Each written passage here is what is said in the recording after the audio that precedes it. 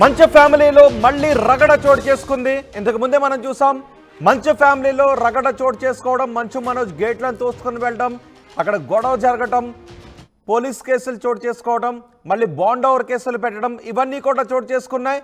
పోలీసులు కూడా వార్నింగ్ ఇచ్చారు, అక్కడ ఎటువంటి పీస్కు ఇబ్బంది కలగకుండా మీరు బాండ్ రాసావండి అంటూ కూడా చెప్పారు. కానీ ఇప్పుడు మరోసారి మంచు ఫ్యామిలీలో మళ్ళీ రగడ చోటు చేసుకున్నట్టుగా తెలుస్తోంది.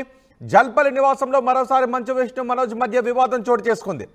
మంచు మనోజ్కు చెందిన జనరేటర్లో పంచదార పోసేశారు మంచు విష్ణు అని చెప్తున్నారు. మంచు మనోజ్ ఇంటికి విద్యుత్ సరఫరా నిలిపివేశారు. జనరేటర్ ఉంది, కానీ జనరేటర్లో కూడా పంచదార పోయడంతో జనరేటర్ కూడా ఇప్పుడు పనిచేయడం లేదని చెప్తున్నారు. మంచు మనోజ్ ఈ ఘటనపై తీవ్ర ఆగ్రహాన్ని వ్యక్తం చేస్తున్నారు. పహాడీ షరీఫ్ పోలీస్ స్టేషన్కు మంచు మనోజ్ బయలుదేరినట్టుగా తెలుస్తోంది.